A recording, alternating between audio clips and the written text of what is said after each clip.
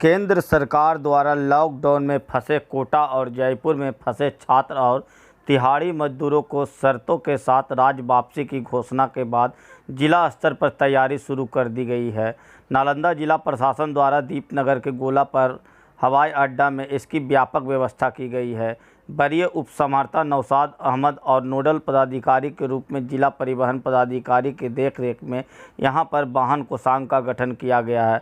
वरीय समाहर्ता नौशाद अहमद ने बताया कि यहां पर करीब 3 दर्जन से अधिक बसों और छोटी गाड़ियों की व्यवस्था की गई है, जबकि 3 बसों को कोटा और जयपुर से आने वाले छात्रों को लाने के लिए भेज दिया गया है। यहां पर विभिन्न माध्यमों से जिला में पहुंचने वाले लोगों को उनके आवासीय प्रखंड के क्वारंटाइन सेंटर पर भेजने के लिए की व्यवस्था की गई है। इसके अलावा किसी भी माध्यम से आने वाले लोगों को उनका निबंधन कराने के पश्चात वाहन कोषांग के माध्यम से संबंधित प्रखंड के क्वारंटाइन सेंटर पर प्रशासन द्वारा पुलिस एस्कॉर्ट में विशेष वाहन से पहुंचाया जाएगा। इसके बाद यहां से क्वारंटाइन सेंटर पर पहुंचने के बाद ऑन द स्पॉट निबंधन तथा हेल्थ स्क्रीनिंग किया जाएगा। निबंधन में उनकी ट्रैवल हिस्ट्री के साथ साथ कार्य करने का क्षेत्र तथा उनके द्वारा धारित स्किल आदि की जानकारी भी दर्ज की जाएगी।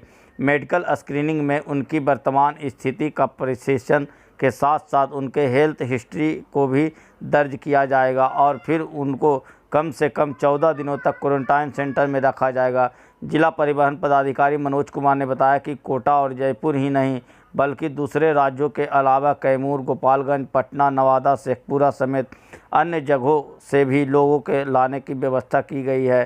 साथ ही यहां आने वाले छात्रों और लोगों के लिए आराम करने और स्नैक्स की व्यवस्था की गई है ताकि उन्हें किसी प्रकार का दिक्कत ना हो।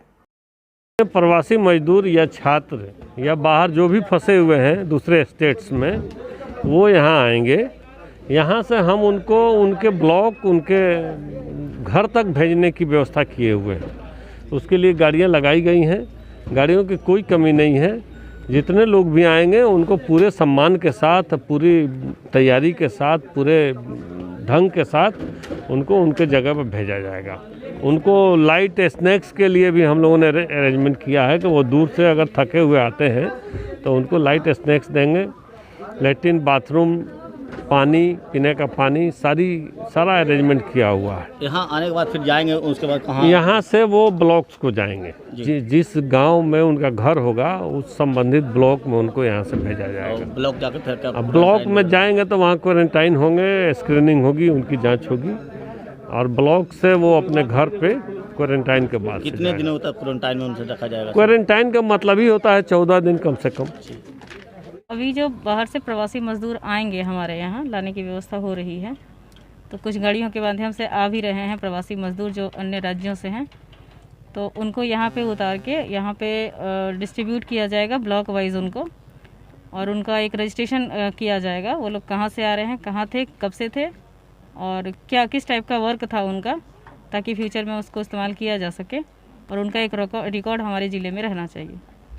यहाँ के बाद कहाँ जाएंगे लोग? यहाँ के बाद वो अपने अपने प्रखंड में जाएंगे जहाँ उन्हें क्वारंटाइन सेंटर पे रखा जाएगा 21 दिन के लिए।